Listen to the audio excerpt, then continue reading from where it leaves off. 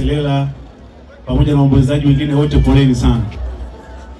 Waheshimiwa wachungaji, viongozi wetu wa kimila mliopo hapa, pamoja na waombolezaji wote tuliofika kushiriki kwenye safari ya mwisho ya dada yetu, tupeane pole katika safari ya mwisho ambayo safari imejaa huzuni na machungu makubwa, na machungu haya yametokana na uzembe wa barabarani.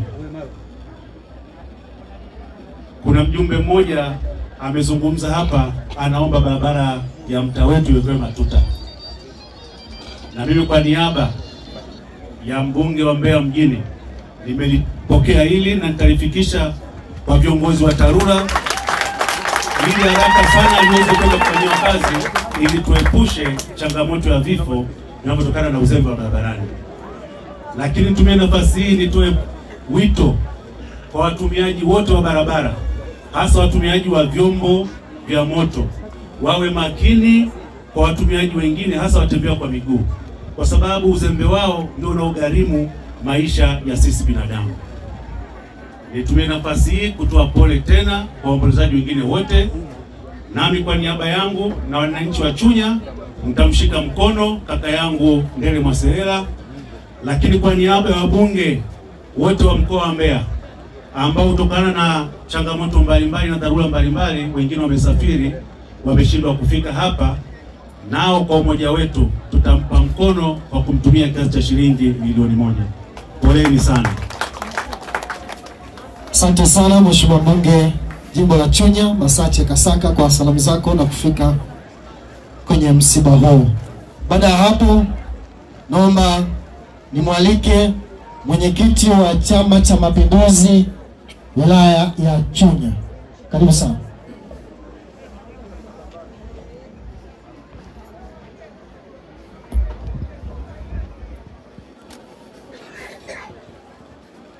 Ndugu waombolezaji wote, poleni sana.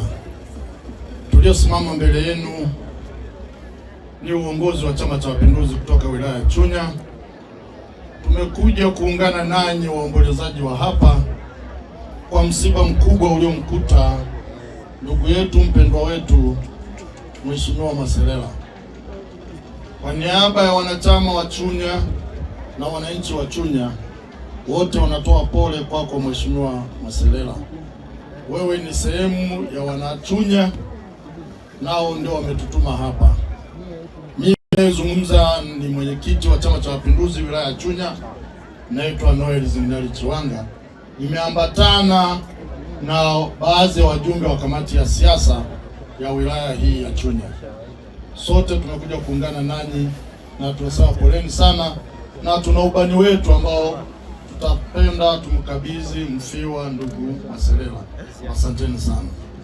Asante sana mwenyekiti wa Chama cha Mapinduzi wilaya ya Chunya, mzee wangu Noel.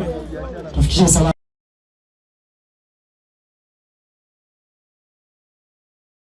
Na nimemwakilisha hapa leo kwa kuwa amepata dharura kidogo, yuko safarini kikazi, lakini amenituma hapa kumwakilisha katika msiba huu. Kipekee kabisa amenituma kutoa pole kwa ndugu wafiwa wote, akiwemo na mpendo wetu Mneki, na kwa niaba yake amenituma kuwasilisha salamu za rambirambi kwa ndugu Mneki. Lakini kabla sijamaliza, nitumie fursa hii pia kupokea maelekezo kwa mwananchi ama mwakilishi ambaye alizungumza kuhusiana na swala la barabara, na niwahakikishie kwamba tutakwenda kulifanyia kazi kama ofisi ya mbunge. Ninashukuru sana, Mungu awabariki. Asante sana. Ya MC Mswima, naam, hapo tunashukuru wamelipokea kwa nguvu zote, kwa sababu kuna watu wamevunjwa miguu, kuna watu ambao wamepata majeraha makubwa katika hii barabara. Kwa hiyo tunaamini hilo. Msaidizi wa mbunge amelipokea na pia na viongozi wengine wa bunge wamepokea, maongea pale. Kwa hiyo tunaliwekea moja kwa moja kwamba tiki hii imekaa sawa sawa. Amen, inshallah. Asante sana. Sasa nadhani waheshimiwa madiwani wanajiweka sawa, japo chelewa kidogo, lakini tutawasubiri. Basi wakati huo naomba nimnyenyue bosi wangu, japo sistahili. Mheshimiwa Meya anaingia. Okay. Anaingia hapo, bila shaka hata madiwani walikuwa wakimsubiri. Maana walisema hatuwezi kusema bila kuja bosi wetu. Naam. Asina kama kuume, kama utajitahidi kiongozi, mstahiki meya wa jiji la Mbeya, nikuombe moja kwa moja utusalimie kabisa kabla hatujamnyanyua bosi wetu wa Chama cha Mapinduzi mkoa wa Mbeya. Karibu. Pia viongozi wa Rungwe nao wanaingia. Karibuni sana. Viongozi wa Rungwe, naomba mtangulie hapo kwa ajili ya neno lenu la salamu. Kabla hapo atafuata sasa mstahiki meya wa jiji la Mbeya Issa Dul Mohamed ambaye ameshawasili hapa kwa ajili ya salamu. Kabla pia namuona askofu mstaafu wa kanisa la Moravian Tanzania, Mheshimiwa Cheyo. Tuombe basi katibu, tuna askofu hapo mstaafu wa Moravian anaingia, tunaomba mpatie nafasi aweze kukaa. Viongozi kutoka Rungwe nimeambiwa wameshafika. Viongozi kutoka Rungwe kama wanaweka sawa, basi tutawaita baadaye. Sawa. Bwana Yesu asifiwe. Amen. Basi mtumie nafasi hii kumwalika mstahiki meya wa jiji la Mbeya kwa ajili ya salamu kutoka kwa madiwani. Karibu sana Mheshimiwa Issa Dul Mohamed. Karibu. Bwana Yesu asifiwe. Haleluya. Haleluya. Haleluya. Msifu Yesu Kristo. Poleni sana wafiwa. Poleni sana ndugu yangu, kaka yangu Maserela pamoja na familia kwa ujumla. Poleni wote Wanaiela. Poleni majirani wa dada yetu. Poleni Wanambea kwa msiba huu ambao umetukuta. Lakini awali ya yote nipende kusema kwanza kushukuru Mwenyezi Mungu kwa jambo hili ambalo limetukuta, kwa sababu hii ni safari ambayo kila mwanadamu ataipitia.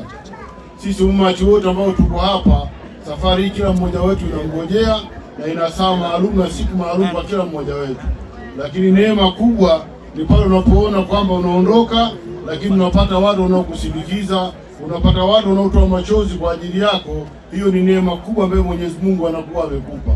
Kuna wengine ndugu zao hata maiti hawazioni, lakini sisi leo mwili wa dada yetu tunakwenda kuweka mahala panapostahili. Hili ni jambo la kumshukuru sana Mwenyezi Mungu, na hasa wafiwa, Mwenyezi Mungu akawe faraja wetu, lakini Mwenyezi Mungu akatupe imani tuzidi kumwamini Mwenyezi Mungu kupitia katika jambo hili. Ndugu zangu, sina mengi ya kusema, hapa ni msibani. Niweni radhi kwamba nimechelewa kuja kwa sababu majukumu yalikuwa ni mengi. Kuna jukumu lilikuwa la kutatulia kule Uyole, na mnavyojua kama barabara yetu kwa Uyole kuja kidogo panakuwa pana kazi. Lakini nimesema nikimbie huku niwahi, na kule nimefanya na huku nitasaidia nifanye. Kwa hiyo niwe radhi sana kwa kuchelewa huku. Lakini ndugu zangu, Mheshimiwa mneki wetu amekuwa ni kiongozi wetu kwa muda mrefu, kiongozi makini sana. Mheshimiwa madiwani kwa upendo wao, Mheshimiwa madiwani wamechanga fedha zao ambazo ninazo hapa, nitaomba nimkabidhi kaka yangu Maserela, Ndele Maserela. Lakini mimi kama mstahiki meya, jana nilishiriki katika msiba huu, nileta katoni 20 za maji, lakini mimi mwenyewe binafsi kama Dr. Mohamed Issa nimechangia msiba huu shilingi 500,000 ambazo tayari nishamkabidhi Mheshimiwa Ndele toka jana. Kwa sasa hivi naomba kwa ridhaa yenu nimkabidhi kaka yangu Mheshimiwa Ndele huu mzigo wa Mheshimiwa madiwani wa jiji la Mbeya ambao wamejitoa na wamechanga kuonesha upendo wao kwake, kwa sababu ni kiongozi makini, kiongozi mahiri, na yeye ni kiongozi ambaye anajitoa kila mahali, hayuko nyuma. Akisikia diwani ana shida basi yuko mbele. Kwa hiyo amekuwa kiongozi mfano, na sisi viongozi wengine tunaiga matendo ambayo anayafanya. Mwisho ni muombe Mwenyezi Mungu amweke dada yetu mahali pema peponi, nasi tuondoke katika dunia hii kwa upendo, hali ya kuwa tunaendelea kupendana, kuishi kwa amani. Asanteni sana, Mwenyezi Mungu atubariki sana. Asante sana mstahiki meya wa jiji la Mbeya kwa salamu, na ndio aishasema mzigo. Leo kuna watu huwa baadaye kusema nauli ya kurudia, bahati nzuri hujataja kiasi kingine huko. Ni ratiba hiyo kidogo ilikuwa imetoka, lakini kama mlivyosikia majukumu yalikuwa ni mengi, lakini kwa sababu tuko ni sehemu ya msiba tumeivunja kidogo itifaki na tumesameheana pia. Amen. Amen. Basi kwa nafasi hii sistahili, lakini naomba niitumie kumwalika bosi wetu wa Chama cha Mapinduzi mkoa wa Mbeya, babangu Akio, aweze kuzungumza. Karibu sana. Bwana Yesu asifiwe. Bwana Yesu asifiwe. Mwagona. Gonile. Boneni sana. Naomba nisaishe kidogo usemi wa MC, amesema hastahili. Mimi hata mtoto mchanga akinisimamisha njiani nasimama. Mimi ni mdogo sana na lazima tuwe wanyenyekevu. Ndio sifa ya kwanza ya kiongozi. Kuwa mnyenyekevu kwa watu, kwa sababu uongozi ni dhamana ya watu. Baada ya kusema hayo, ndugu zangu, nimesimama hapa kama katibu wa Chama cha Mapinduzi wa mkoa kwa niaba ya kamati ya siasa ya mkoa na kwa niaba ya secretariat ya mkoa. Niko na wenzangu makatibu wa jumuiya. Hiyo nafasi mnayosikia ya mneki ni mjumbe wa halmashauri kuu ya taifa kule taifani huko, ndiye anayewakilisha Mbeya, ndiye msemaji wa Mbeya kule Dodoma au kwingine. Ofisi yake iliyoko hapa mkoani, mimi ndiye katibu. Yuko mwenyekiti, yuko mneki na katibu wao ni mimi. Kwa hiyo naleta salamu za ofisi yako mheshimiwa mneki wetu. Pole sana sana sana sana. Tunajua jinsi ambavyo mneki huyu Ndele Mwaselela amegusa maisha ya watu wengi. Kila jambo, hakuna jambo dogo kwake. Liwe na mtu mdogo, liwe na mtu asiye na uwezo, Ndele ameshiriki mahali pengi. Na mimi niwapongeze watu wote mliokuja hapa kwa kuonyesha jinsi ambavyo tunatambua thamani ya kiongozi wetu. Mungu awabariki, asanteni sana kwa ile ambalo mmemfanyia. Hata kama ana uchungu, alikuwa na majonzi, kitendo cha kuwaoneni watu mlioko hapa na mliotoa salamu kinampa faraja kubwa kwamba kumbe hayuko peke yake, yupo na watu wengine. Sasa ili nipunguze maneno mengi, niombe, nimezungumza na mwenyekiti wetu wa mkoa ndugu yetu Mwalunenge na wajumbe wa kamati ya siasa, na kwa hiyo tukasema tufike tushiriki pamoja na wewe majonzi haya, lakini tupewe na ubani kidogo kwa niaba ya ofisi yako ya mkoa. Kwa hiyo niwashukuru sana, lakini niseme neno la mwisho. Nikupongeze mheshimiwa mbunge wa Chunya kwa kuchukua jambo hili la barabara, na nimesikia na viongozi wengine pamoja na kata ya Iyela. Tatizo hilo liko pia kwenye kata zingine za jiji la Mbeya. Kwa hiyo niwaombe ninyi viongozi wa serikali na wenye viti wa mitaa, kila mahali panapoonekana pana tatizo sasa likashughulikiwe katika jimbo zima na katika wilaya nzima pamoja na Iyela ikiwepo pamoja. Hizi changamoto ziondoke. Naomba sana serikali mlichukue hilo. Mbunge huko hapa, najua wawakilishi wa serikali watapata maelekezo haya, waende wakayafanyie kazi mambo haya. Ni mbaya sana. Tunatengeneza yatima, tunatengeneza watu waliofiwa kwa sababu ya uzembe. Jambo hili ni baya na linauma sana. Mungu awabariki. Asanteni sana na washukuru sana. Asante sana. Asante sana mwenyekiti wetu wa Chama cha Mapinduzi mkoa wa Mbeya, katibu wetu. Sasa MC jitongoze hapo tuweze kupokea haya. MC bila shaka ameongea, sisi hatuna neno juu ya hayo. Naam. Akisema amesema. Ndio bosi wa chama mkoa wa Mbeya. Ndio tunaamini yote anakwenda kutekelezeka. Amina. Makofi kwake. Atoshi makofi tena. Amesema tustahili kutengeneza yatima kwa lazima. Sima njoo hapa. Vijana wanakimbiza bajaji kwa kweli, wanakimbiza. Kuna watu walikuwa wananiuliza kule kabla tujamalizia. Asante kwa sababu ya salamu za rambirambi za kutoka Chama cha Mapinduzi mkoa kwa ujumla wake na mahali. Mungu awabariki sana, asanteni kwa kuja. Tumezipokea kwa dhati mheshimiwa bunge na madiwani kutoka mahali. Ndio alikuwa ananiuliza hivi mneki ndio mnaweza ndugu zangu wanyepesa wakajua mneki wanakula. Mneki maana yake nini? Simbozi pale upo. Asante sana. Waita mnaki.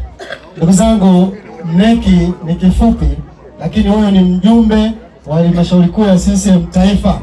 Anachaguliwa na wanachama wa Chama cha Mapinduzi mkoa wa Mbeya. Kwa hiki ni cheo ambacho kinawakilisha wananchi kwa upande wa chama, na yeye anafanya mawasiliano moja kwa moja kwenye ofisi mpaka kwa rais kule. Tumpigie makofi. Pia kwa Kiingereza cha swaya pale. Baigo na kumana yani kiulahisi sana no rahisi. Yani bayanga pameze emo. Hicho ni Kiingereza toka swaya. Emeze emo bakali meze emo no rahisi. Mundu gosi sana lakini uisizie wabanga. Lakini hiyo ni laki moja uinula.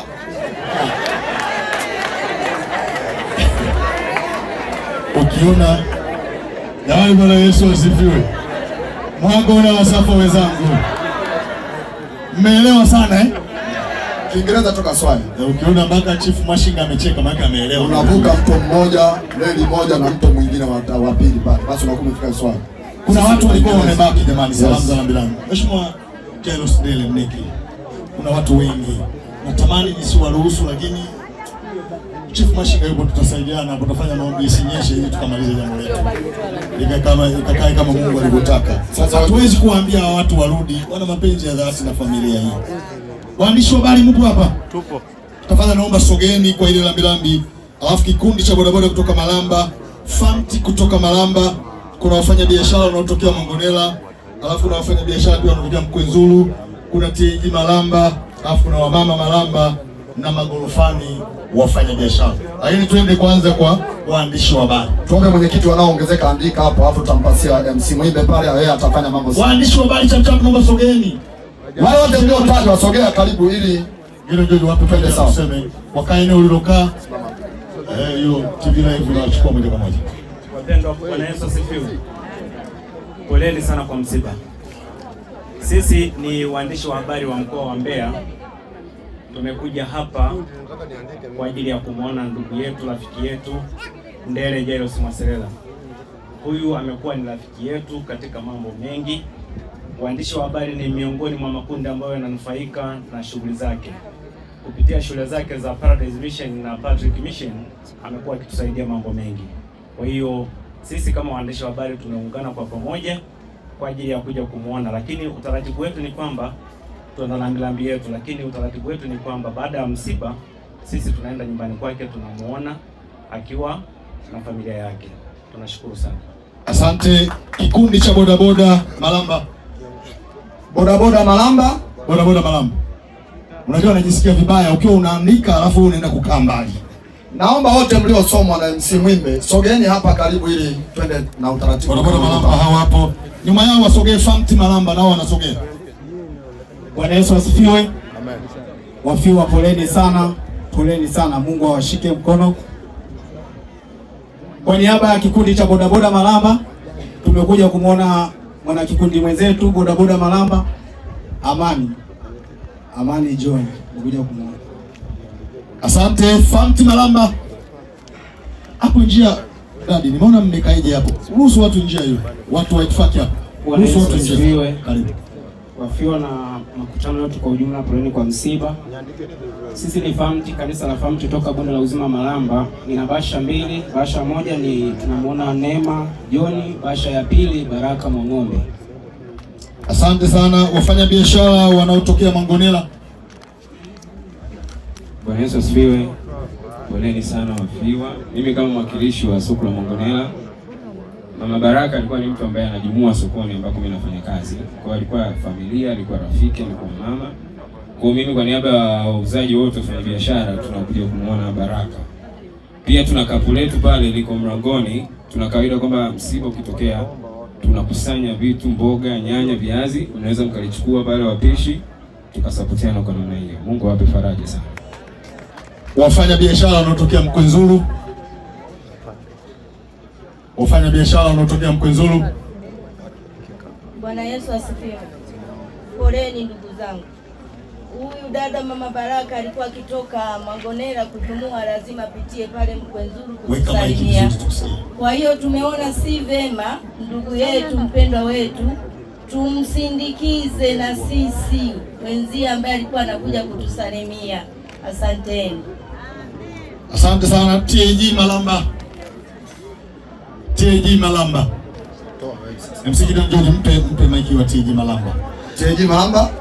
Piteni. Funika hapa kwa mapema tu, funika hapa Asante.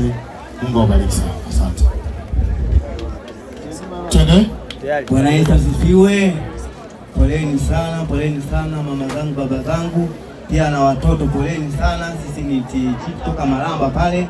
Tumekuja kumuona ndugu yetu Amani John Wenera. Tuna bahasha mbili hapa. Tunataka kumkabidhi. Pia tuna bahasha mbili, moja ya mke wake, moja ya yeye.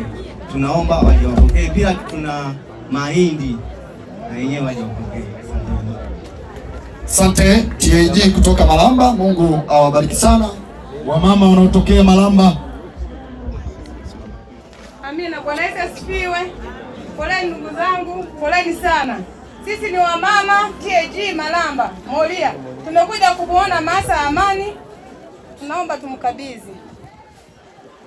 Asante. Msimwimbe. Magorofani, wafanya biashara wanaotokea magorofani.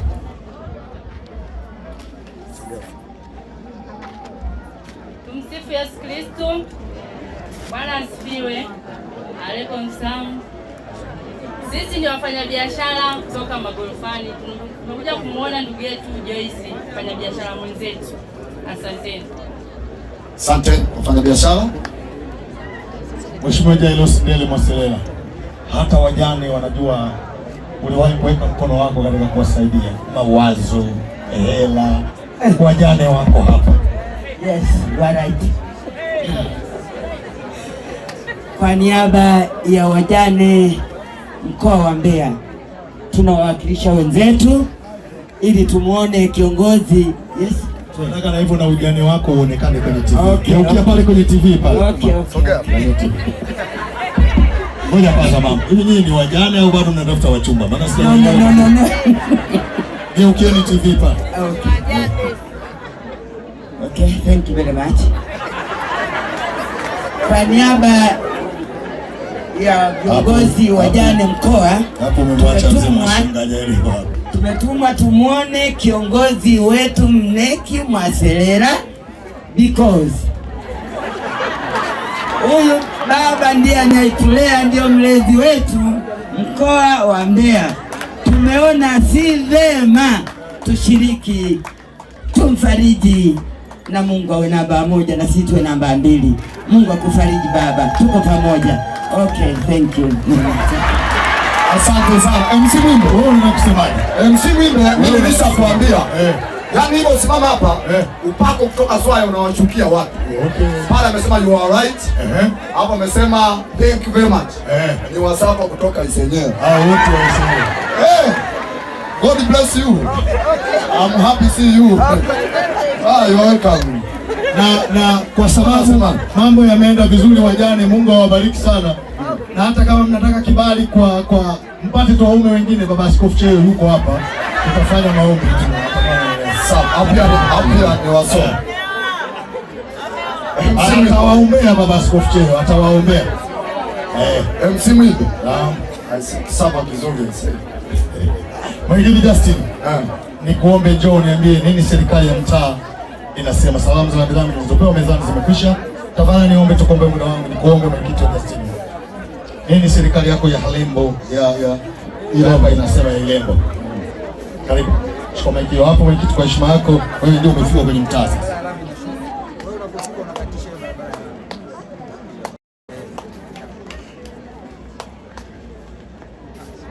Kabla yote nimkaribishe.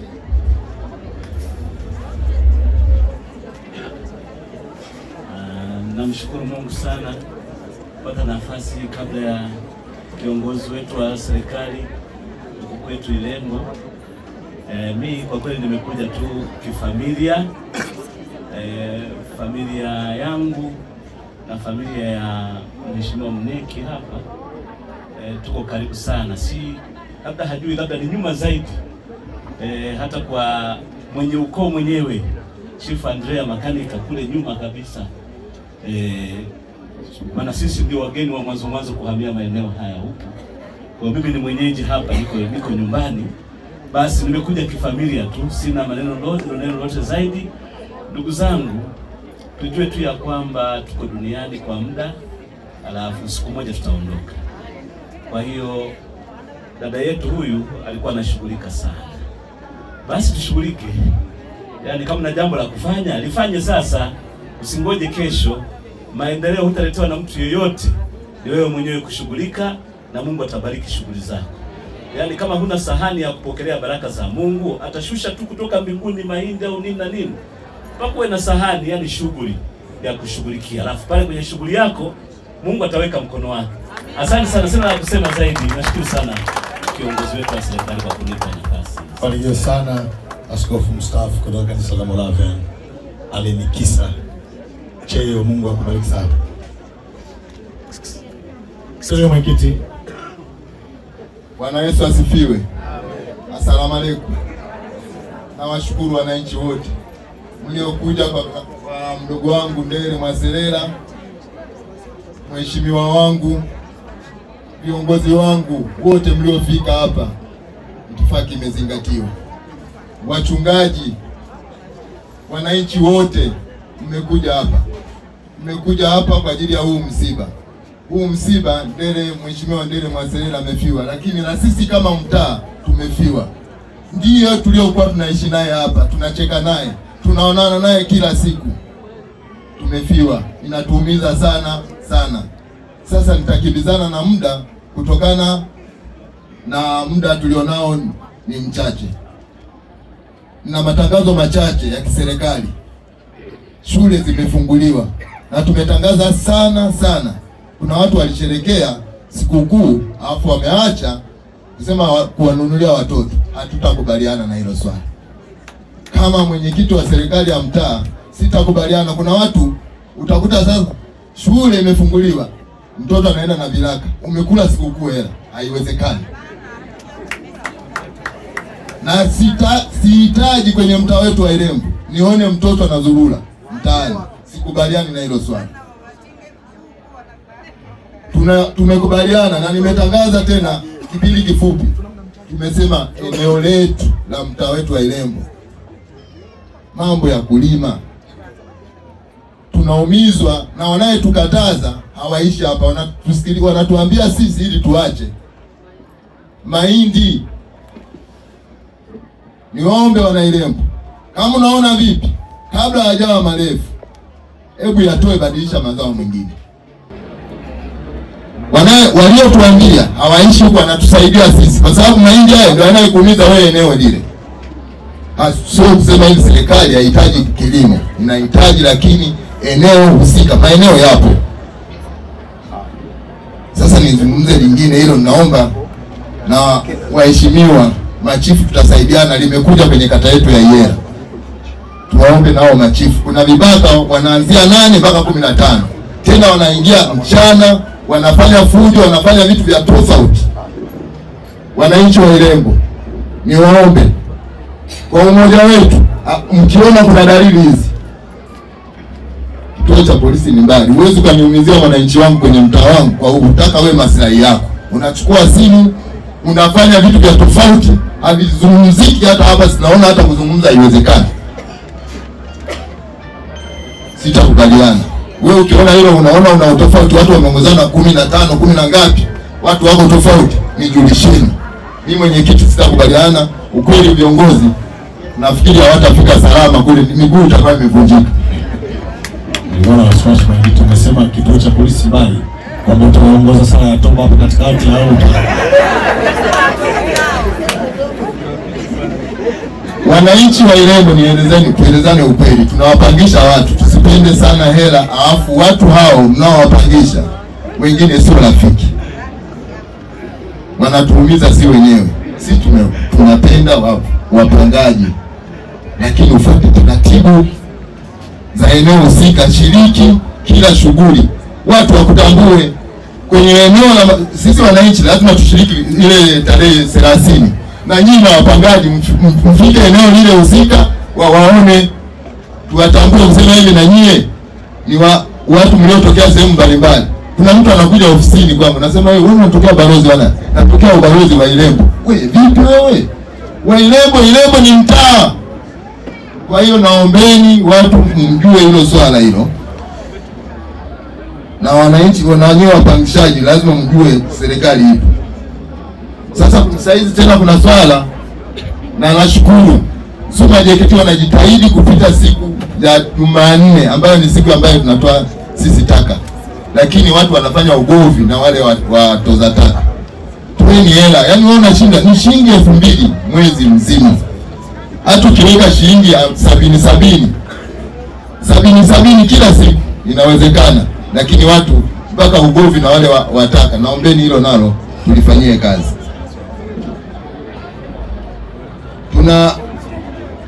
Tuna taasisi ipo kwenye mtaa wetu wa Irembo.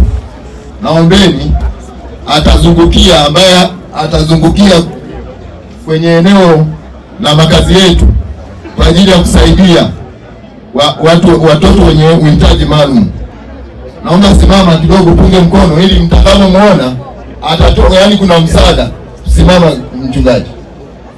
Hii taasisi inaitwa Chieta. Kwa hiyo mtamuona kwenye mtaa wetu, msije mkamshangaa jamani. Tuna shule imeanza msingi, yani umeanzia msingi mpaka imeisha. Serikali yetu imetujengea na tushukuru. Hiyo shule tumepewa, mtaa wetu inaitwa shule ya msingi Ilembo. Kwa hiyo niwaambie wana Ilembo, na sisi mtaa wetu tumepewa shule inaitwa shule ya msingi Ilembo. Sasa tumepewa shule, jina hilo msifanye mchezo, tumepambana. Kulikuwa kuna kupiga kula. Sasa nione wanazagazaga wakati shule tumepewa ni mpya, ni mfano. Muende mkazungukie pale shuleni, muone mazingira. Na amekuja naibu waziri wa TAMISEMI, ameifungua juzi. Naombeni sasa hilo swala, naomba tulifanyie kazi. Na ile shule tumeanza uandikishaji. Nizungumze vifaa vitakavyo sweta rangi la kijani la kijeshi, shule ya msingi Ilembo, sweta la kijani la kijeshi, soksi za pundamilia. Lakini nisingezungumza kutokana na muda tulionao. Nenda pale shuleni na uandikishaji wa awali upo pale, na shule zote mbili, sio kusema shule moja, pale kuna shule mbili, zote zinaendelea. Niwaombe wananchi wa Ilembo, elimu ndio kila kitu. Niwaombe shule zinafunguliwa, wale wanayoweka vile vya kuchezea vile, kwangu mtaa wangu wa Ilembo, nikiona mwanafunzi uondoke na hilo nani lako, uondoke ukafanyie sehemu nyingine, lakini kwenye mtaa wetu ukubaliki. Wanalita si ni guruguru. Ni guruguru, sijui nini. Mtajuana mtakapo mtoto pale, wewe mwenye ofisi inakuhusu. Kabla yote nishukuru viongozi wote mliofika hapa, wananchi wangu. Nimkaribishe mheshimiwa wangu diwani wa kata ya Yela azungumze jambo na wananchi wa mtaa wangu wa Ilembo. Karibu mheshimiwa. Bwana Yesu asifiwe. Bwana Yesu asifiwe. Kwa majina anaitwa Abisalom Mwambepo, diwani wa kata ya Yela. Awali ya yote nipende kutoa pole kwa mheshimiwa Ndele Mwaselela, lakini nitoe pole kwa wanaukoo wa Mwaselela. Poleni sana katika ubalozi huu ambapo ndipo msiba umetokea, lakini pia nitoe pole kwa mtaa wa Ilembo, poleni sana. Lakini vile vile niwape pole wananchi wote tuliofika katika kata yetu ya Yela, poleni sana wapendwa.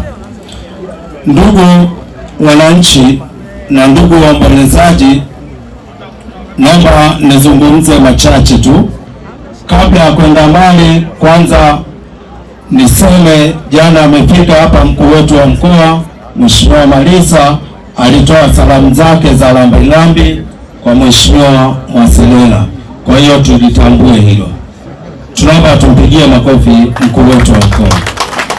Lakini pia nichukue nafasi hii kuzungumza mawili matatu kuhusiana na swala la barabara ndani ya kata yetu ya Yela. Ndugu waombolezaji, kama walivyozungumza watu wengine, mikakati ndani ya kata yetu ya Yela iko vizuri. TARURA wapo katika site na wanafanya kazi kwa ajili ya kurekebisha barabara za kata yetu ya Yela. Kwanza, saizi tunavyozungumza tuna greda alipo kusafisha barabara ya kutoka kwa Ntale kuelekea kituo cha afya mpaka makaburini. Lakini pia tuna vifaa pia viko pale mtaa wa Blokoti upo kuzibua kwa ajili ya yale mafuriko yanayowapata maeneo yale. Kwa hiyo serikali ipo kazini. Lakini pia nimshukuru mheshimiwa mbunge wa jimbo letu la Mbeya mjini, ameagiza hiyo barabara za lami zote zinakwenda kuwekwa matuta na kuwekwa zebra kwa ajili ya kupita vivuko. Kwa hiyo hili naomba tuniwatoe wasiwasi kwamba serikali ipo kazini na ipo ndani ya kata yetu ya Iyela. Baada ya kuyasema haya, naomba niwashukuru sana madiwani wenzangu wote waliofika eneo hili kuja kutoa faraja. Tunawashukuru sana, karibuni sana, kwa sababu Ndele Mwaselela sio diwani, lakini ni zaidi ya diwani. Asanteni sana na Mungu wa mbinguni awabariki sana. Asante. Asante sana diwani, Mheshimiwa Diwani Abi Salum mwana wa Mwambepo, kwa ni mwenye kata sasa. Asante wale wanakata wako wote kusema neno hilo mbele ya mstahiki meya. Hiyo mapungufu mstahiki meya atakuwa ameondoka nayo. Atakuangalia kwa jicho la tatu kama diwani kwenye yale mapungufu. Mheshimiwa mstahiki meya, ili uendelee kuishi milele, kuangalia diwani wa kata ya Iyela kwa jicho la tatu. Wenye viti wa Chama cha Mapinduzi wilaya wana salamu yao ya rambirambi. Wao tukao kidogo wame. Chelewa tafadhali kidogo. Please naomba. Wakati anaondoka diwani, nilikuwa namwangalia moyoni mwake kiroho. Anasema madarasa yote mabovu yote anaenda kubomoa. Nimeona. Karibu viti wa Chama cha Mapinduzi wilaya. Asante. Hapa tulipo ni mwenyekiti wa wilaya zote za mkoa wa Mbeya. Nimesimama kwa niaba ya mwenyekiti na tuliowakilisha hapa. Kuna mwenyekiti wa wilaya ya Kyela, Chunya, alafu na Mbeya vijijini. Wilaya ya Rungwe yuko njiani, lakini atakuwepo hapa si muda mrefu. Tunapenda kukupa pole kaka yetu na kiongozi wetu Neki Ndele Mwaselela kwa namna ambavyo tunaungana na wengine ambao wamekuja hapa kwa pigo kubwa poteza dada yako, lakini sema Mungu tunamwachia mwenyewe. Nishukuru wachungaji na watu wote waliohudhuria kwenye msiba huu, na sisi kama viongozi wenzako na wewe ni kiongozi wetu, tumeona angalau na sisi tutoe ishara ya upendo ulionao, kile kichache ambacho kimeandaliwa, ili angalau tukabidhi kwako. Sio fedha nyingi, lakini ni namna ambavyo tunaonyesha ushirikiano, hasa tunapopata matatizo.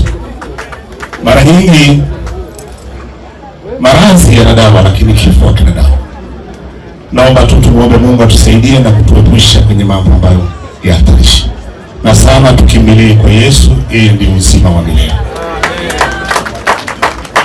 Mwenyeji wetu, sisi hapa tunakukabidhi shilingi 500,000 ambayo wenye viti watano tuliokuwakilisha hapa kwa niaba. Pole sana, pole sana. Lakini pia mbunge wangu wa Mbeya vijijini alikuwepo hapa, lakini ameomba nimwakilishe kwa sababu ameitwa mara moja. Ametoa kiasi chake hicho. Asante sana. Lakini kingine, leo nimekutana na Apostle Mwamposa. Amesema acha angalau na mimi nishiriki. Ningekuwepo, lakini nawahi Dar es Salaam. Amenipatia 200,000 kwa manuka hizi. Anatoa pole sana. Vinginevyo niseme kama wenye viti tumeumia sana na tumeguswa. Tunakupa pole kaka yetu, mdogo wetu, kwamba Mungu aendelee kufunga mkanda. Sina mengine, asante kwa kutusikiliza. Asante sana kwa niaba ya wenye viti. Mungu akubariki sana. Na ingine kutokea Mbeya vijijini. Mungu akubariki sana. Nimwite mtu anasoma wasifu wa marehemu dada yetu Pendo Tabu kutoka kwenye familia. Msoma wasifu Kaudana. Njoo tusome wasifu wa marehemu Pendo Tabu. Kama njia tunaingia hapo.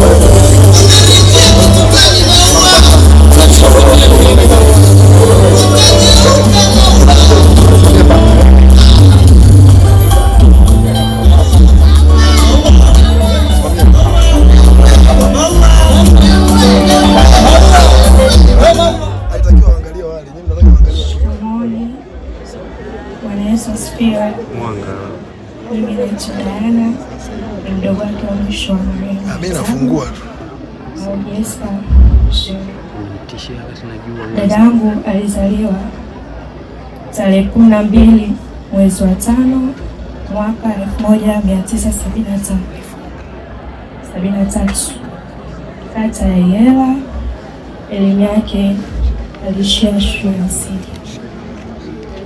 Alijishughulisha na ujasiriamali, aliolewa, ana watoto watatu, alibarikiwa wajukuu 2. Chanzo cha kifo, alipata ajali tarehe 8 mwezi wa 1 2026 maeneo ya Eso, Mbeya. Ningependa kupeleka shukrani zangu kwa wananchi wote, viongozi wote, majirani wote na kwa familia yangu yote kwa kuhudhuria. Mungu awabariki kwa faraja kubwa mliotupa na waongoze mtakaoondoka, awabariki zaidi. Marehemu dadangu apumzike kwa amani na roho yake iwe salama. Amina. Asante. Kipeni sana na familia ya Shirenga pamoja na familia ya kina Maselela.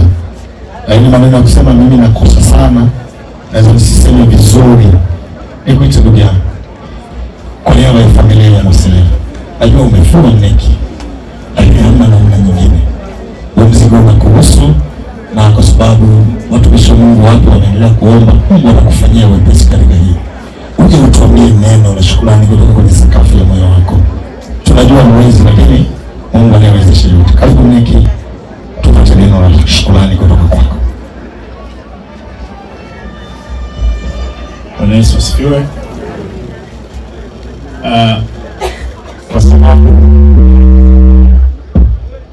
Kwa sababu ya ukiwa na tatizo kuongea ni shida, niseme maneno matatu tu na mniwie lazi. Moja, nishukuru sana waheshimiwa wachungaji na viongozi wa dini.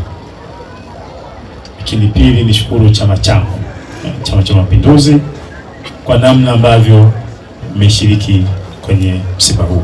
Tatu, nishukuru viongozi wa bunge, hasa kakaangu Kasaka. Aliposikia msiba alinipigia simu, anatoka mbali lakini alionyesha upendo. Lakini nilikuwa na Mheshimiwa Patali hapa, tulikuwa naye kuanzia jana na leo.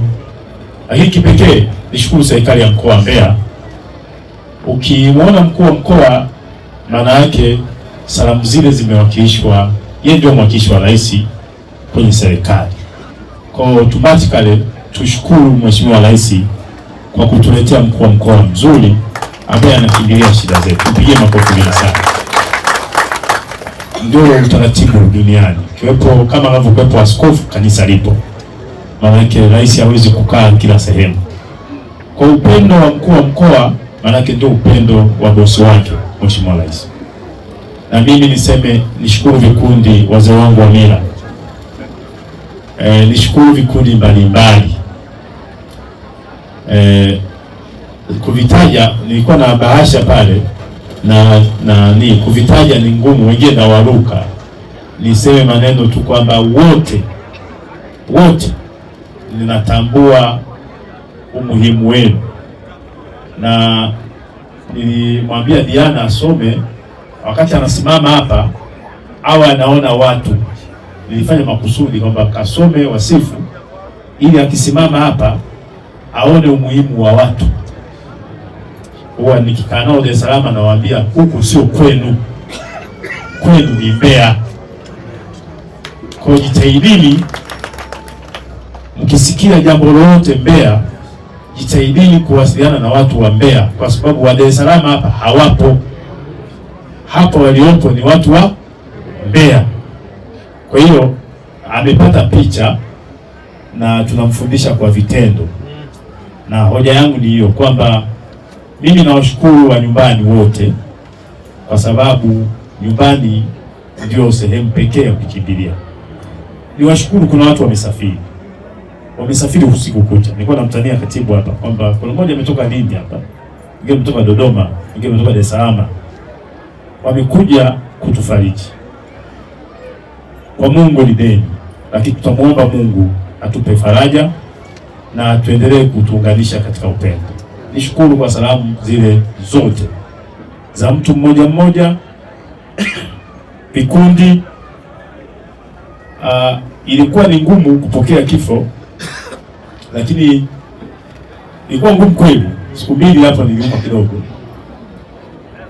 Ilikuwa kwa sababu nilikuwa nimesafiri naenda Dar es Salaam, nimeshamaliza shughuli Mbeya, naenda Dar es Salaam, alafu naambiwa dadako amefariki, alafu nilikuwa naye nimemwaga, alafu naambiwa amefariki. Sasa unafikiri unaweza ukapata picha kidogo.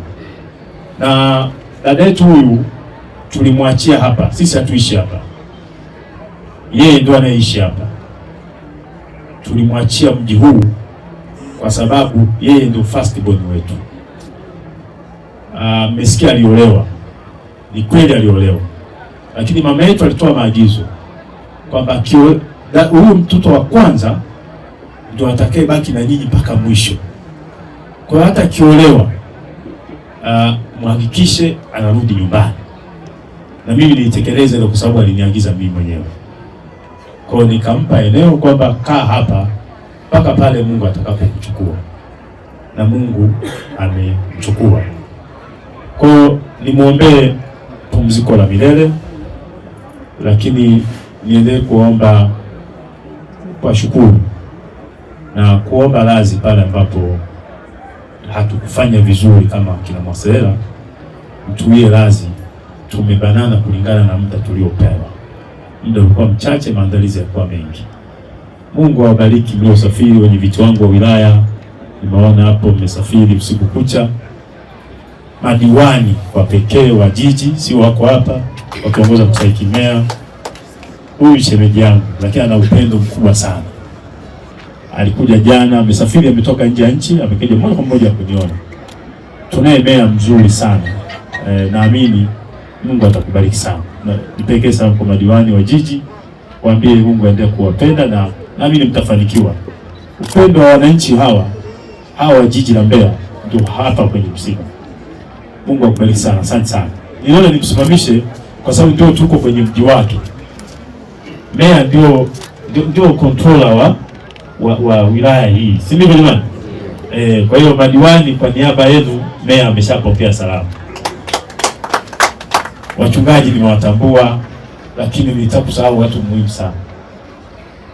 Mama ya zangu Yerusalemu na wajane. Mama zangu Yerusalemu, Mungu awabariki sana. Wameimba wimbo ambao mimi nilikuwa najisikia hisia ngumu kidogo. Unaweza kusikia kwa nini wamekuja kina mama wa Yerusalemu hawajaja kina baba. Mimi na shida moja, na wapendelea sana wa mama. Ndiwe razi. Na shida moja hiyo shida, katibu ndiwe razi. Mama mwenyekiti wa UWT anajua.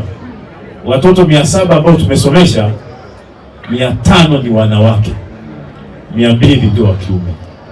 Watoto wa vyuo vikuu 12 nao wasomesha sasa, wote ni wa kike. Kwa hiyo kwa nini? Nina imani ukimsaidia mwanamke umeisogeza jamii. Sijawabeza wa mama wa baba, lakini mniwe radhi, ndio udhaifu. Na kwa sababu ya nimelelewa na mama ntilie, kwa hiyo ameniasiri maisha yale. Yani dadangu alikuwa anauza mboga, kila ukitaka kumbadilisha biashara anakataa. Unampa mtaji na kuja hapa mnakubaliana, unampa hela, kesho unamkuta Manga tena anauza mboga. Sasa namwambia wewe huko unanitangaza, unasema mimi ndio mama yake mbele. Alafu mimi yani pale tunafanya anasema nataka nikufundishe kwamba kazi hii ya chini ndio kusomesha wewe. Hata wakati anapata ajali ni furaha tu ilikuwa imemjaa. Nimekuja hapa, tumempa zawadi ya eneo kwa ajili ya kumjengea nyumba yake nzuri. Ameenda kumhadisia mdogo wake Joyce kule Eso, amevuka Eso kule. Sasa furaha ile wakakaa mpaka usiku saa 4. Akataka kuvuka akashindwa kuvuka. Kwa hiyo furaha ikizidi na yenyewe shida. Lakini Mungu alikuwa kwa alienda kumhadisia mdogo wake kwamba mimi kakangu amenizawadia zawadi ambayo wewe hujaipewa. Kwa hiyo alikuwa anaenda kuni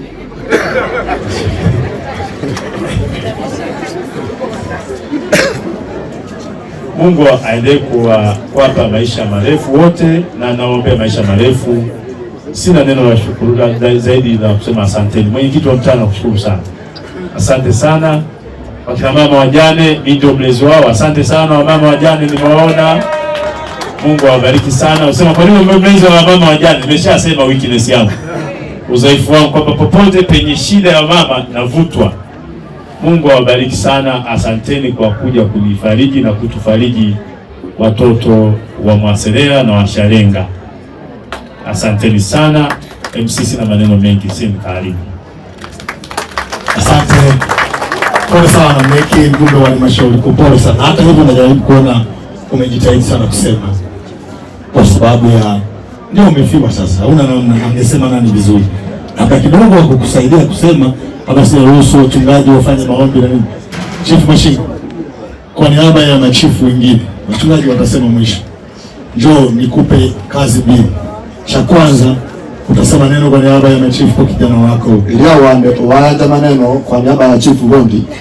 Alafu la pili, hakikisha hii mvua hainyeshi mpaka tunamaliza. Ile hakikisha mvua imesitona mpaka tisiri. Karibu sana. Karibu sana baba.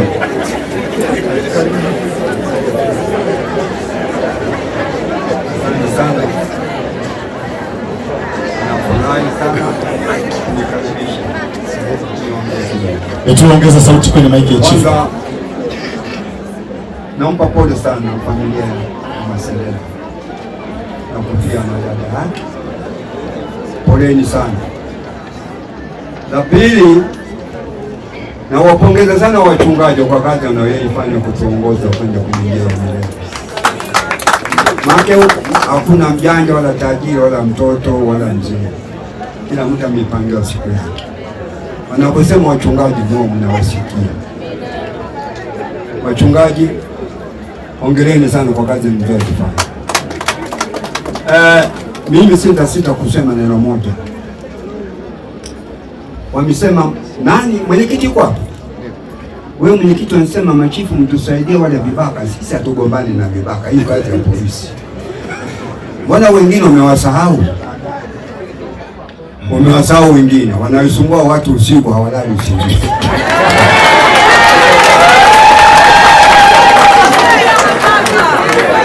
Ngoja bwana chief, subiri kidogo. Mbona nini mnapiga kelele? Ngani ndio hamlali usiku? Chief, wapi na wao kwa nini hawalali?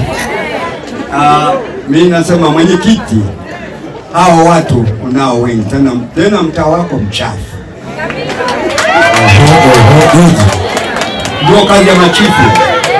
Sisi tunawanyosha nafasi ya umeme, sio ya mkaa inachelewesha.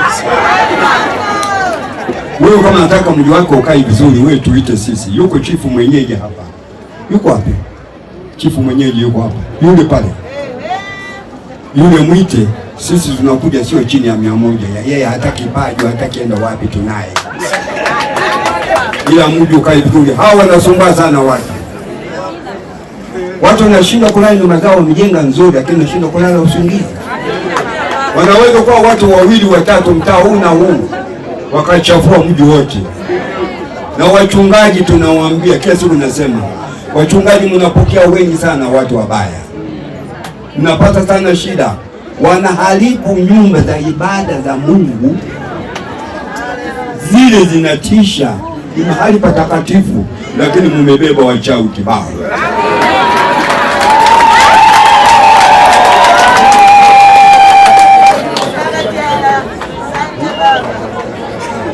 Na watoto nasikia chifu hapa wanapotea kila wakati. Watoto wanapotea kwa njia gani? Nasema wewe tuite, mwambie huyu. Sisi tunaitana tunakuwa wengi. Mpaka tunamkuta ni nani anayofanya hivyo. Na nielewa. Na sisi hatumuonyeshi kidole wala hatumkamati. mwenyewe atafunga vyombo na hama watu. Watoto wanapotea, nani anapoteza? Ni wenyewe, sisi wenyewe. Mnashindwa kuwakamata. Acheni kuchafua mji. Kanisani nyinyi wachungaji mnapokea watu wasiojulikana. Mngekuwa mnajua moja nakuja kama uzee wangu sio na miaka mingapi, mimi nataka kuokoka. Kweli anakotoka kweli yuko salama huyo? Nendeni kwa chifu. Nenda kwa chifu. Kuna mtu fulani anaitwa fulani anataka kuja kuokoka. Chifu kasema bwana, kwa Kiingereza msori.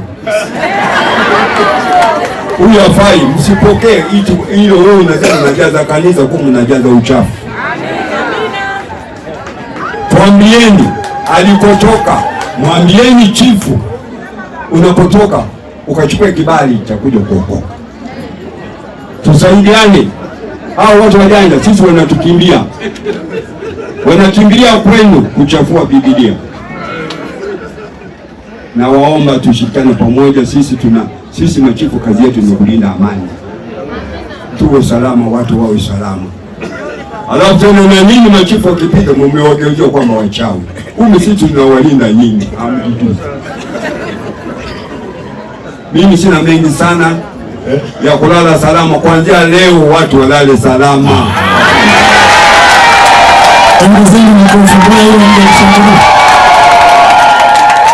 Msimwimbe. Wamesema hapa wapo wabaya wachawi. Nyosha mkono. Wajua tuzame tuingine tuusi. Ndio maana uwezi kanyosha mikono. Sijasikia kikundi cha wachawi hapa. Hapa tuwafahamu. Haya, asante. Asante sana, barikiwe chifu. Na yeye niweke hili vizuri. Kulingana na hali ya hewa na mazingira yetu yalivyokaa, tuna zoezi la chakula. Yes. Alikuta Askofu Gilbert Sajili Kasoba. Utaomba kwa ajili ya mambo mawili askofu. La kwanza utaomba kwa ajili ya chakula. La pili, safari yetu kama ambavyo tulisema tutoka hapa.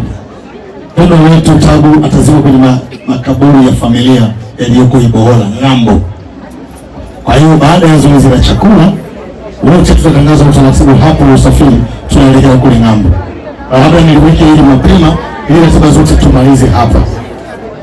Ratiba ya usafiri iko kama ifuatavyo ndugu zangu. Ziko kosta 3 ziko hapo barabarani, na wakataza wasije kulingana na eneo letu huko lilivyokaa. Tulijua hapo nje wataendelea kuwepo watu wengi, magari machache yasipate shida ya kugeuza huko. Tumeziacha hapo barabarani kosta ziko 3. Katika hizo kosta 3, kosta 2 wanapanga wana familia. Kwa maana ya nyinyi wana familia. Kosta 1 ni kwa ajili ya watumishi wa Mungu, kwa maana ya wako machifu mwandani, wako waheshimiwa madiwani, kwa viongozi wenye vitu wa serikali. Kwenye hiyo kosta 1 watoshi. Na hii pia kwa niaba ya Ndele niseme mimi. Wako watu wamekuja na magari. Wako watumishi wa Mungu, wako machifu wamekuja na magari, wako viongozi kutoka serikalini, mheshimiwa amekuja na gari. Utachukua mtu mmoja na mwingine, tusaidie tukahitimisha hili safari ya dada yetu kuelekea kule makaburi. Tumechagua njia nzuri, tutapita kwa uongozi mzuri tu, tutafika mpaka kule kwa uzuri. Ndio maana nimesisitiza mheshimiwa chief, fanye kile linalowezekana isinyeshe mpaka tumalize tukio letu. Hali ni nzuri tu kule. Inaeleweka vizuri? Na hii utaratibu wa chakula. Baada ya maombi, meza kuu yote, waheshimiwa diwani, viongozi kutoka serikalini, mheshimiwa meya na viongozi wa CCM wale waliotoka CCM wilaya kuu, wabunge mkoa, tutaongozana na katibu mwenye kata hii. Tukiangu mitote hapa atawachukua, kuna mahali atawapeleka, tutakaa tutabadilishana mawazo pale. Na viongozi wa dini kwa ujumla wake atawaongoza katibu wa kata hapa, twende mahali tukakae, tubadilishane mawazo, tupate chakula. Alafu pale hapo mtasema hapo nje tunaondokaje. Nimeeleweka vizuri? Lakini wale watu wazima wote, naona kama kijana wa zamani yuko hapo, bwana mdogo alikuwa anamtuma sana majukumu, wamekaa amevaa kofia hapo zamani. Nyie mtakaa hapo mlipo, msiondoke. Vijana wale wa zamani, kuna mabinti mmewazao huko, watawaletea maji na kunawa na sahani hapo mtapata chakula hapo. Lakini wanaume wote bufea hapo mlangoni na wahusu. Buffet iko hapo mlangoni hapo, inawahusu wanawake wote, wamama wote. Buffet iko pale mwisho, inawahusu. Ninaeleweka? Wafiwa na watu wazima wote, wafiwa mtakaa hapa hapa, itapita maji, mtanao, mtapata chakula hapa hapa, na wale watu wazima. Vijana wote wale wenye nguvu, karibu na jikoni pale tutapata chakula, vijana wote. Na kwenye hizo gari 3 Costa ambayo ni mbili za wafiwa, moja kwa ajili ya hao watumishi wa Mungu, waheshimiwa madiwani na wengine waliokuja. Ziko kenta 2 pia kwa ajili ya vijana wote wanaotaka kwenda kule. Ziko hapo barabarani, nisipate hapo ili huku sije zitaleta hizo. Kwa gari yetu ya kwanza itakuwa gari ya matangazo. Gari yetu ya pili itakuwa gari itakayobeba mwili. Gari yetu ya 3 itakuwa Costa gari itakayopanda mchungaji. Alafu Costa 2 za wafiwa. Alafu Msuma utanieleza vizuri, utategemea na timu yake kwa utaratibu, na wakae vizuri utasema. Alafu nitawachomeka pale kwenye utaratibu wa usafiri mpaka tunaenda kule kwa kadri watakavyokuwa wamepata kibali. Inawezekana wengine tutakuwa nao watatusindikiza mpaka kule, ili wengine wanaweza wakakwama, tutawaruhusu waendelee na jukumu baada ya hayo. Haina Askofu Gilbert Kasova, hakuna ibada tunaungana na wewe, hakuna ibada inakosa sadaka. Tumeshaomba mahubiri neno. Nitaomba utaombea pia kwa ajili ya sadaka. Ziko nyungu hapo. Nilitamani ile kwaya ambayo tumisha Mungu ndio Maselena anaipenda, nilitamani imbe, lakini nikomoe muda hapo. Mruhusu DJ wangu watumie wimbo, alafu tutakusanya sadaka. Inaongezeka. Machifu anabaki. Basi waheshimiwa madiwani, wenye viti wa serikali ya mtaa, nimewaona viongozi wa chama wataingia kwenye ile Costa moja ya pekee yake. Pia na mimi MC Mwimbe nilikuwa nasubiria tu. Sisi mara nyingi ma MC wanatusahau. Sisi tunakulaga maiki tu. Kusema tu moja kwa moja mpaka tunamaliza. Na tulanga. Ukiuliza wanasema eti ndio fungu tuliochagua. Ni kweli. Mzee Kasova, amini Bishop Kasova. Nikuombe uombe kwa ajili ya leo. Zile jungu ni ngombe zisogea hapo. Zile jungu zilizowekwa. Hakuna ibada inakosa sadaka. Chief Mashinga ataniambia hiyo kitu. Lakini na sisi kwa niaba ya wachungaji tunaomba tushukuru, lakini tumpe pole kiongozi wetu Ndele Maselela. Tunajivuna pia kwenye mtaa wetu na kwenye kata yetu ya kwa sababu tunaye mtu makini. Bwana Yesu asifiwe sana. Kiona umati wa watu namna hii, bila shaka ni mtu mwema. Watu hawawezi kuja mahali ambapo hapana mzoga. Tai wanatua palipo na mzoga. Watu wako wengi kwa sababu ni mtu makini. Wachungaji tunakupa pole Baba. Mungu akufunga mkono. Tunaomba tuombe.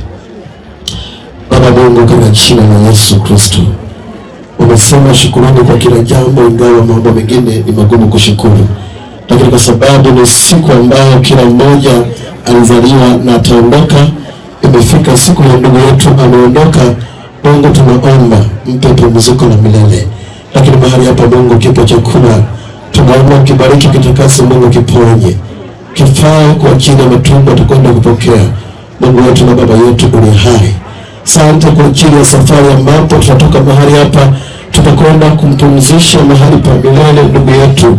Baba, naomba waongoze watu wako, walinde njiani, wapiganie ziko hila za shetani mitaani na njiani, watu wanashindwa kufika, lakini kwa neema yako na mkono wako tunakushukuru Mungu kwa sababu tunakwenda kufika na utawarudisha salama. Wingu hili litawaliwe na nguvu ya Roho Mtakatifu. Wingu hili litawaliwe na uwepo wako. Wingu hili neema yako ilifunike. Wingu hili, asante kwa viongozi wetu wa mkoa. Jehova, tunakushukuru kwa ajili yao kwa kufika mahali hapo kwa ajili ya kuhani ndugu yao ambaye wako kwenye ofisi moja. Wabariki, walinde, wapiganie Bwana, wazingire kwa kila jambo. Wanapotoka mahali hapa, wanaporudi Mungu kwa ufikisha. Asante kwa ajili yao. Mungu, ninaomba na kuamini, wote tuseme amen. Amen. Saizi ni wastani wa saa 7:30. Ni nusu saa kula, tumekuwa tuende kule mbali. Nusu saa natoa mpaka dakika 45, watu wamekula. Niombe watu wa nini wana nini? Sadaka tunaendelea kutoa hapo. Yanze weka mesa moja, weka dini hapa kama hapo. Tuanze kwa watumishi wa Mungu. Kwa heshima ndio nimeona diwani kama Maisimo yuko, diwani Mwajuma nimekuona. Asante kwa hilo, lakini nitaomba mikono yenu hapo. Sijawaacha sadaka zenu nitazihitaji hapa, na tunasema ungo mmoja uende huku, ungo mmoja utaenda pale. Kuna watu mahali niliwahi kusema kusanyeni sadaka, walikusanya sadaka, wakakusanya sadaka, wakakusanya sadaka, pia afu wakakusanya sadaka. Pia MC Mwembe, tuombe sasa njia hapo ibaki wazi. Wanapotoa sadaka viongozi wetu wanaenda moja kwa moja sehemu ambayo wanakwenda kukaa pale. Tuombe njia ibaki wazi hapo, viongozi wanapotoa sadaka pale mezani wanatoka moja kwa moja kuelekea sehemu ambayo watapumzika. Safikiri ujirejea chiniweke hivi. Yes. Wakati watu wanapotoa sadaka, kama ni wa huku meza kuu kifupi, nataka tuage moja kwa moja, tuage picha moja kwa moja. Watu wanatoa sadaka, tunaaga, wanaenda kwa sababu tutaweza kurudi tena. Yes. Tukitoka hivyo ndio tunaenda. Kama picha inakuja, tuweke mahali ambapo ndio tunaagana na dada yetu namna hiyo moja kwa moja. Afu Mungu tuweka pale, Mheshimiwa Diwani watapita, Mstahiki Meya Mheshimiwa Dopita, Askofu Jibati naye atapita Kasuba na akiongoza jopo la maaskofu na wachungaji wengine Mchungaji Mashoma. Tutapita hapo katika kila kitu kuweka sawa. Tuache njia tu mpaka mwisho. Wakati nasema hivyo maana yake ikiwatoa tu watumishi wa Mungu hawa na meza kuu wakienda kule, zoezi la chakula linaendelea. Yaani zoezi hilo tunazungumza hivyo. Huku sadaka zinaendelea. Nimeeleweka vizuri? Tunaendelea kutoa sadaka. Students, tuendelee kuomboleza dada yetu Tabu amelala. Watumishi wa Mungu waombe wote.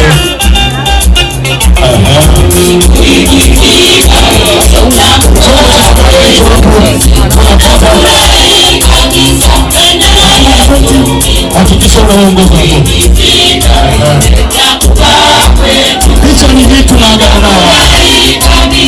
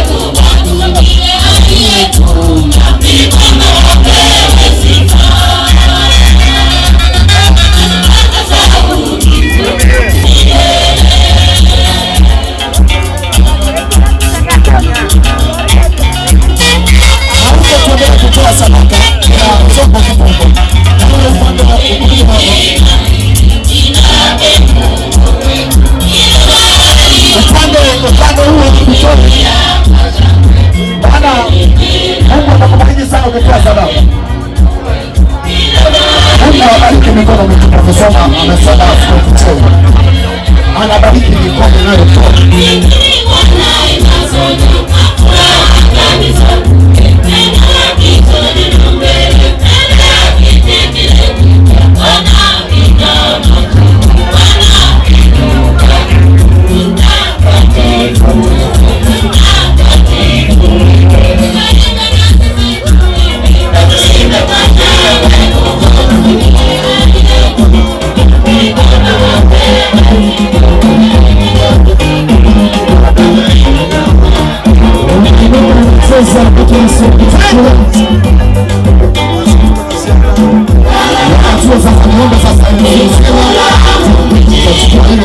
Kuweka sawasawa pamoja na YouTube ya Sabu.